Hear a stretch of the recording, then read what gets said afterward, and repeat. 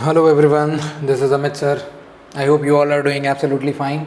So today we are going to understand the difference between simple interest and compound interest. Okay, this is being the part of comparing quantities for class 8 chapter number 8 and exercises 8.3. So before getting into compound interest, पहले आपको समझना ज़रूरी क्या है कि simple interest और compound interest होता क्या है ना.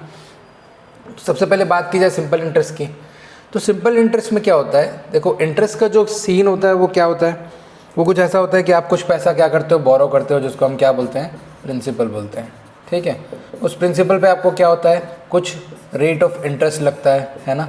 उस रेट ऑफ इंटरेस्ट को आप क्या करते हो, एक गिवन टाइम अमाउंट के बाद उस पैसे को, जो अमाउंट आपने एज ए प्रिंसिपल लोन लिया है, उसको आप क्या करो, एज विथ इंटरेस्ट आप क्या करते हो, उसको रिटर्न करते हो. राइट.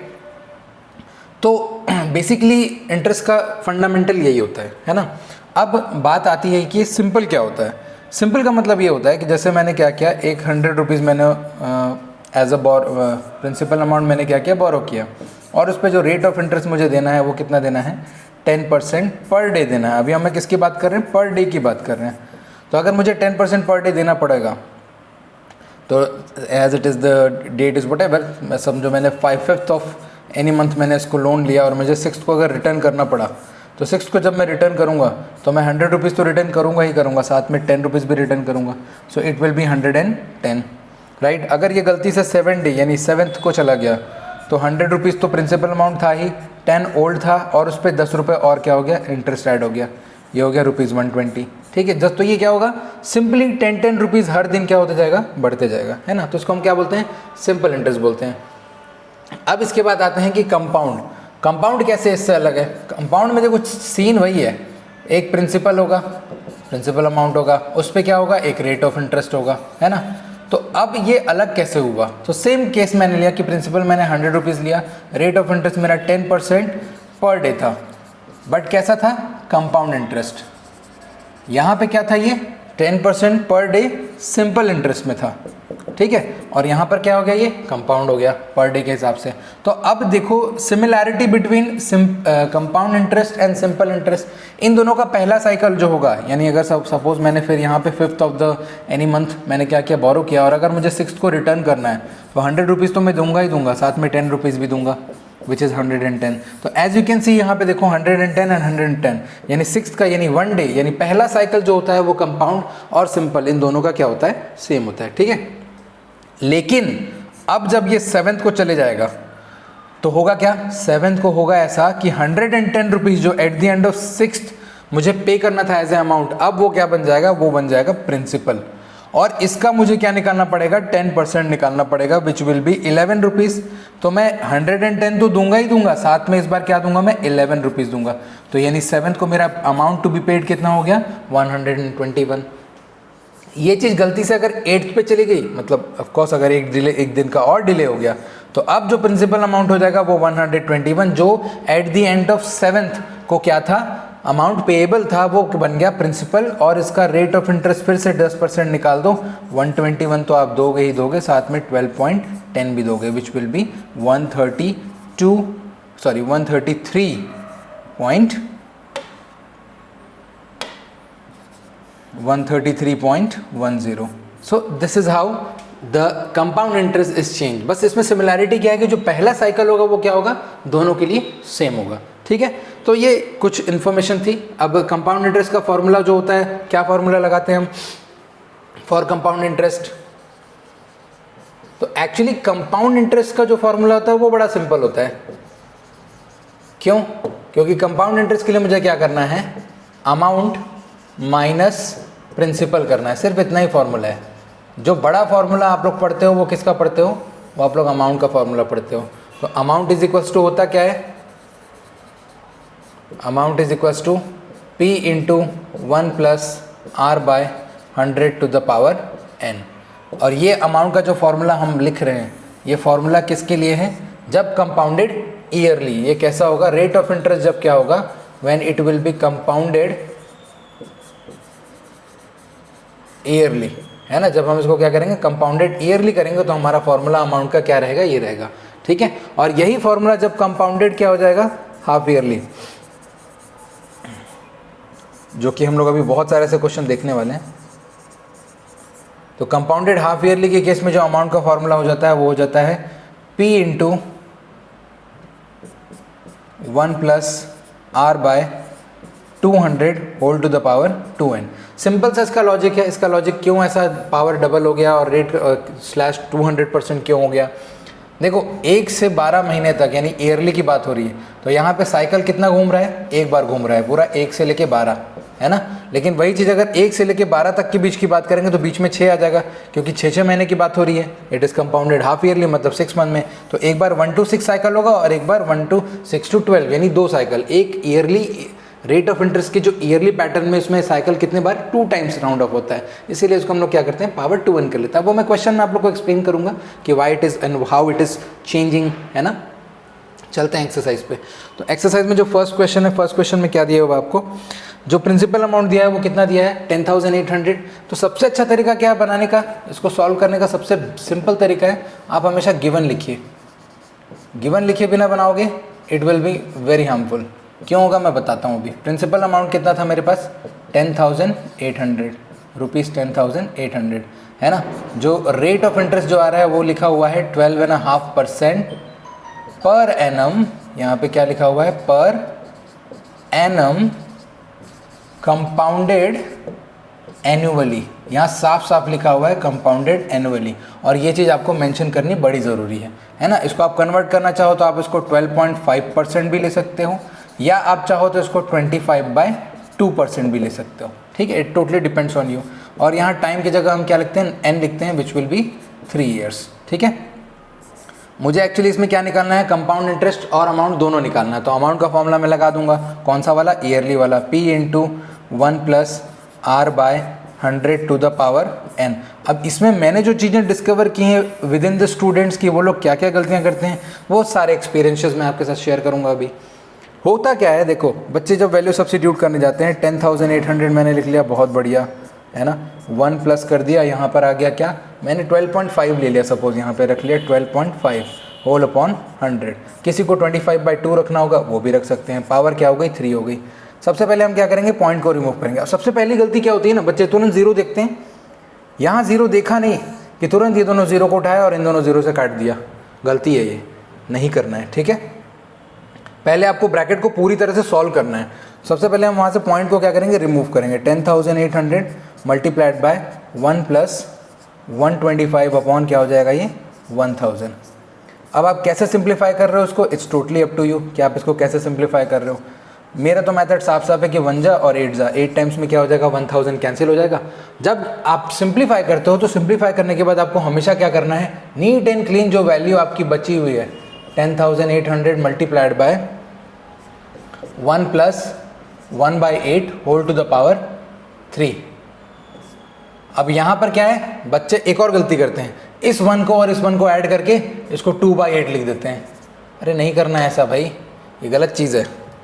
आप नहीं कर सकते इसको ऐसा। इसको आपको एलसीएम लेके पहले सॉल्व करना पड़ेगा थोड़ा। आप you have to open your mind. अब ये जो वीडियो बना रहा हूँ मैं, ये बना रहा हूँ यू नो, अब ये बोलना तो नहीं चाहिए, बट हाँ कहने के लिए क्या है कि आप लोग का लॉकडाउन पीरियड ख़त्म हुआ है। So you are coming from a lockdown period time.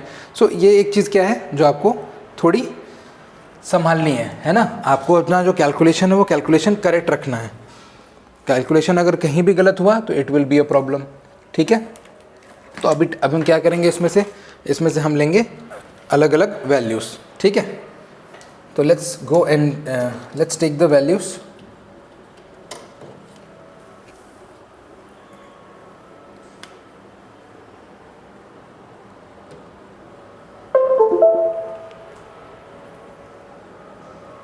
ठीक है, तो 10,800 हो गया। अब यहाँ पे जब मैं इसको एलसीएम लूँगा तो ये मुझे क्या देगा? 9/8 देगा, ठीक है। 9/8 कैसे देगा वो भी देख लेते हैं डिटेल में। सबसे पहली बात, जो क्वेश्चन है यहाँ पर ये हो जा रहा है 1/1 plus 1/8 and whole to the power क्या हो गया? 3 हो गया, ठीक है। तो यहाँ पर हो जाएगा 10,800 मल्टीप्लाइड बाय 8 और 1 का एलसीएम 8 हो जाएगा, 8 1 जा 8 हो जाएगा प्लस 1। ये बहुत डिटेल में मैं बना रहा हूँ, इतना बनाना नहीं चाहिए, बट ठीक है आपके कंसिडरेशन के लिए है। तो ये हो जाएगा 9/8 मल्टीप्लाइड बाय 9/8। क्यों लिख रहा हूँ मैं 3 बार 9/8? बिकॉज पावर क्या है 3 है. And when you will solve this completely you'll get what the value as 15,377.34. ये आपका क्या निकल के आया है, ये आया है आपका अमाउंट. ठीक है, अब आप इसके बाद को क्या निकालना है, आपको कंपाउंड इंटरेस्ट निकालना है. कंपाउंड इंटरेस्ट क्या हो जाएगा, amount minus principal. So amount is 15,377.34 minus 10,800. So which will give you 4,577.34 rupees. ये हो गया आपका क्या, दोनों वैल्यू रुपीज़ में. कंपाउंड इंटरेस्ट भी आ गया और आपका अमाउंट भी आ गया. ठीक है, सो this is how it could be done. Alright, चलते हैं आगे. आगे हमारा जो नेक्स्ट क्वेश्चन है, सेकंड क्वेश्चन सिमिलर है. लिखा क्या हुआ है, अगेन कंपाउंडेड एनुअली लिखा हुआ है ना. और हमारे पास टाइम क्या है, 2.5 ईयर. ठीक है, बट यहाँ पे भी थोड़ी सी प्रॉब्लम जाएगी. अभी वो क्या प्रॉब्लम जाती है वो देखते हैं हम लोग. तो हमारे पास सबसे पहले गिवन दैट में प्रिंसिपल अमाउंट क्या है, ₹18,000 है ना. 18,000 हो गया आपका क्या, प्रिंसिपल अमाउंट. उसके बाद जो रेट ऑफ इंटरेस्ट है वो है आपका 10%. ठीक है, पर एनम कंपाउंडेड एनुअली. तो मुझे पता है कि यहाँ एनुअली का फॉर्मूला लगेगा. और जो टाइम है, अब टाइम में यहाँ पे प्रॉब्लम है. टाइम क्या दिया हुआ है, 2.5 ईयर दिया हुआ है. अगर मैं टाइम को 2.5 ईयर लेता हूँ है ना, तो बनाना क्या है, थोड़ा डिफिकल्ट है. क्यों डिफिकल्ट है, क्योंकि जैसे ही मैं पावर में, अब आप खुद सोच के देखो, इसको अगर मैं कन्वर्ट भी कर दूँ है ना, 2 to 4 + 1 5, अगर मैं इसको 5/2 ईयर भी लिख दूँ या 2.5 ईयर भी लिख दूँ, तो प्रॉब्लम कहाँ पर जाएगी. जब देखो P × 1 + R/100 to the power n. Power n की जगह पे अगर मैं 5/2 लिखता हूँ तो मैं कैसे इसको एलेबरेट करूँगा या कैसे मैं एक्सपैंड करूँगा 5/2 में. और मोर ओवर दैट अगर मैं 2.5 भी रखता हूँ पावर में तो भी मैं इसको एक्सपैंड नहीं कर सकता. राइट, तो ये दोनों चीज़ें नहीं की जा सकती. तो इसका सोल्यूशन क्या है, देखते हैं अब इसका सोल्यूशन. तो पहले इसमें क्या करना पड़ेगा हमको, ये जो n का केस है, पहले हम फर्स्ट क्या करेंगे, मैंने यहाँ पे लिखा फर्स्ट 2 ईयर अमाउंट. पहले 2 साल का हम क्या निकालेंगे, यहाँ पे अमाउंट निकाल लेंगे. ठीक है, और उसके बाद जब 2 साल का अमाउंट आएगा तो उस अमाउंट को एज अ प्रिंसिपल लेकर के, जो हमारे पास अमाउंट आया था, टेक अमाउंट एज प्रिंसिपल. इस अमाउंट को हम क्या करेंगे, प्रिंसिपल ले लेंगे for next half year. Next आधे साल के लिए हम क्या करेंगे, यहाँ पे उसको कंपाउंड इंटरेस्ट ले लेंगे, सॉरी सिंपल इंटरेस्ट ले लेंगे. और उस इंटरेस्ट को क्या करेंगे, हम जोड़ देंगे, किस में ऐड कर देंगे, किस में, अमाउंट में, 2 साल के. ठीक है, तो फुल प्लान यही रहेगा. और अब क्या है ना, रिपीटेडली आपको ऐसे ही क्वेश्चन मिलेंगे जो आपको बार बार करने हैं. ठीक है, तो सबसे पहले हम अमाउंट का फॉर्मूला लगा रहे हैं, which is P × 1 + R/100 to the power n.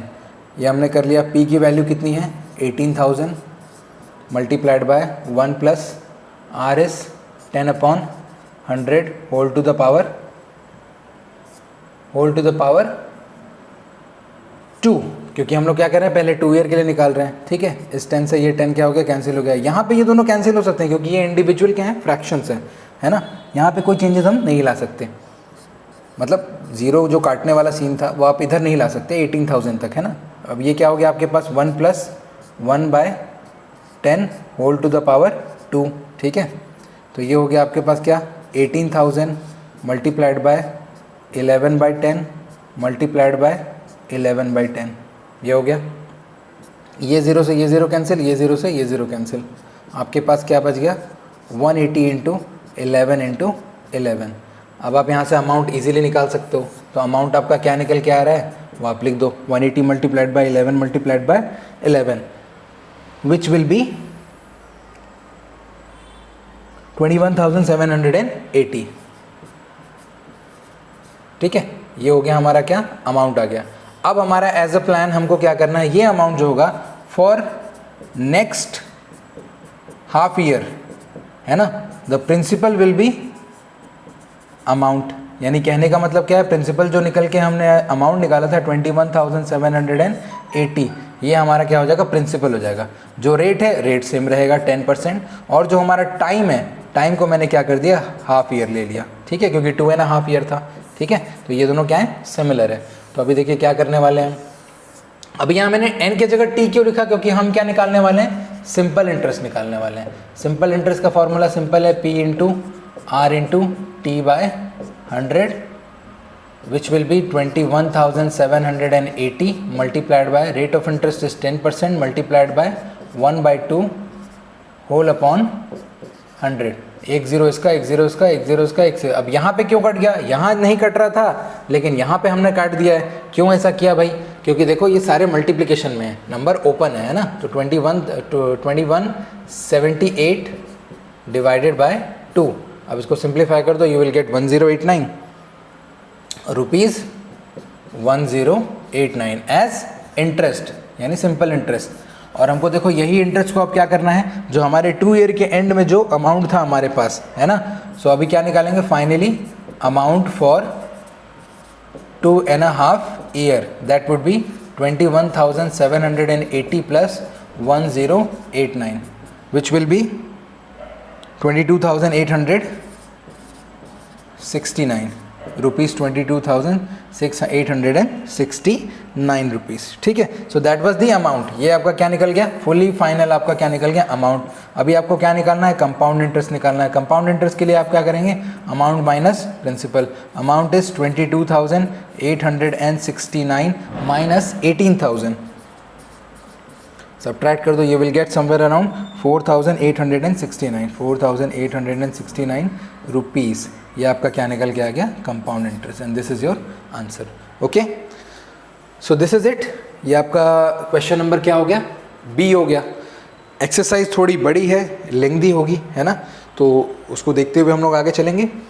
Next है हमारा नेक्स्ट क्वेश्चन नंबर 3। अब 3 में क्या है, 3 में देखो कलर्स दिखाना स्टार्ट कर रहा है कंपाउंड इंटरेस्ट। क्यों, क्योंकि अभी तक क्या किया उसने, पहला क्वेश्चन आप याद करो, स्ट्रेट फॉरवर्ड क्या था, ईयरली कॉन्सेप्ट पे बेस्ड था, है ना। कैसा था क्वेश्चन, क्वेश्चन जो था अमाउंट का था और कंपाउंड इंटरेस्ट का। तो स्ट्रेट फॉरवर्ड हमने अमाउंट का फॉर्मूला लगाया, कंपाउंड इंटरेस्ट निकाला, निकल गया। फिर दूसरा क्वेश्चन जब आया, उसने अपने थोड़े फ्लेवर चेंज किए, थोड़ा सा देखो कलर्स उसने दिखाया। क्या किया उसने, जो ईयरली का कॉन्सेप्ट था वो अपनी जगह पर था, लेकिन जो टाइम का कॉन्सेप्ट है, टाइम का कॉन्सेप्ट उसने कर दिया 2.5 में कर दिया, जो कि डायरेक्टली सॉल्व नहीं किया जा सकता था। तो हमने क्या किया, पहले 2 ईयर का अमाउंट निकाला, फिर हाफ ईयर का क्या निकाला, ऐसा ही निकाला, और लास्ट में दोनों को ऐड कर दिया। तो देखिए आपका टाइप 2 काइंड ऑफ क्वेश्चन हो गया। अब 3 straight forward half yearly based है। देखो यहाँ क्या लिखा हुआ है, सबसे पहले क्या लिखेंगे हम लोग, गिवन लिखेंगे, है ना।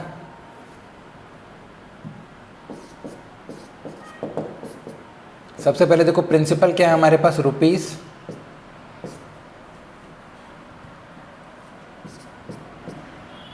62,500, है ना। रेट ऑफ इंटरेस्ट जो है वो क्या है, 8% पर एनम। पर एनम लिखा है बट कंपाउंड कैसा है, हाफ ईयरली। कंपाउंड है हाफ ईयरली, ठीक है, कंपाउंडेड हाफ ईयरली। और जो हमारा टाइम है, टाइम क्या है हमारे पास, 1.5 ईयर, ठीक है। इसको मैं क्या बोल सकता हूँ, 3/2 ईयर। कन्वर्ट कर दिया मैंने इसको फ्रैक्शन में। अब सिंस ये कंपाउंडेड हाफ ईयरली है, तो अमाउंट का फॉर्मूला चेंज होकर क्या हो जाएगा, P into 1 plus R by 200 whole to the power 2n। ये आपका क्या हो गया, अमाउंट का नया फार्मूला फॉर हाफ ईयरली। जहाँ पर भी हाफ ईयरली होता है वहाँ पर हम क्या करते हैं, ये फार्मूला लगाते हैं, ठीक है। तो 62,500 multiplied by 1 plus R is what, rate is 8/200 whole to the power, देखो 2 इंटू 3/2। अभी देखो इसमें एक आर्ग्यूमेंटेटिव क्वेश्चन क्या आ सकता था। आर्ग्यूमेंटेटिव पॉइंट ये था कि जब पहले n की वैल्यू फ्रैक्शन में थी तो it was not able to, मतलब ये सॉल्व नहीं किया जा सकता था, like just in the previous question. अभी आप देखो प्रीवियस क्वेश्चन में याद करो, यहाँ पे भी क्या था, 5/2 था, बट ये सॉल्व नहीं हो रहा था। क्यों नहीं हो रहा था, क्योंकि पावर क्या मैं एक्सपैंड नहीं कर पा रहा था, मैंने आपको दिखाया था। अभी यहाँ पे पावर देखो क्या हो रही है, जब मैंने 2 इंटू 3/2 रखा तो 2 1 2 और ये 2 1 2, ये दोनों क्या हो गए, कैंसिल आउट हो गए, है ना। तो मुझे क्या मिल गया, 62,500 1 प्लस 8 से देखो ये कैंसिल आउट हो जाएगा, हाउ मेनी टाइम्स, 8 2 जा 16, 8 5 जा 40, 1/25 और होल टू द पावर क्या हो जाएगा 3 हो जाएगा। यहाँ पर क्या हुआ, यहाँ प्रॉब्लम नहीं आ रही है। क्यों नहीं आ रही, क्योंकि पावर क्या हो रहा है, सिंप्लीफाई हो गया है ना। और 3 का मीनिंग क्या है, अगर हाफ ईयरली मैंने बोला है, 1.5 ईयर का मीनिंग क्या होता है 18 मंथ्स, 1 6 12 18। तो आप ध्यान से देखो, ये पहला साइकिल है 1 से लेके 6 तक का, दूसरा साइकिल देखो 6 से लेके 12 तक का, और तीसरा साइकिल क्या है 12 से लेके 18 तक का। तो पावर यहाँ पे क्या निकल के आ रही है 3 ही आ रही है। अब आप समझ ही गए होगे कि ये क्यों हुआ ऐसा, है ना। You don't have to think about this too much, right. अभी आप नेक्स्ट क्या करना है, 62,500 multiplied by 1 plus, not 1 plus, अब इसको सिंप्लीफाई कर ही देते हैं फाइनली, है ना। So 25 1 25 plus 1 26 by 25 multiplied by 26 by 25 multiplied by 26 by 25, क्योंकि पावर क्या है 3 है।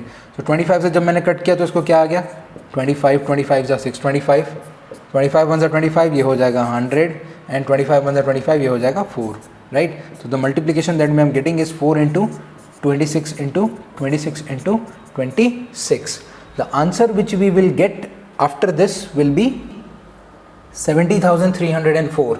ये हमको क्या मिल जाएगा, ₹70,304। तो देखो जो क्रिटिकल केस हो रहा है वो कौन सा है, सिर्फ वो जब एनुअली भी बोल रहा है और टाइम कैसा दिया है, फ्रैक्शन में दिया हुआ है, तभी आप क्या बोल सकते हो कि ये कैसा केस है, थोड़ा क्रिटिकल केस है ना। तो ये 70,304 ये क्या हो गया, आपका अमाउंट हो गया।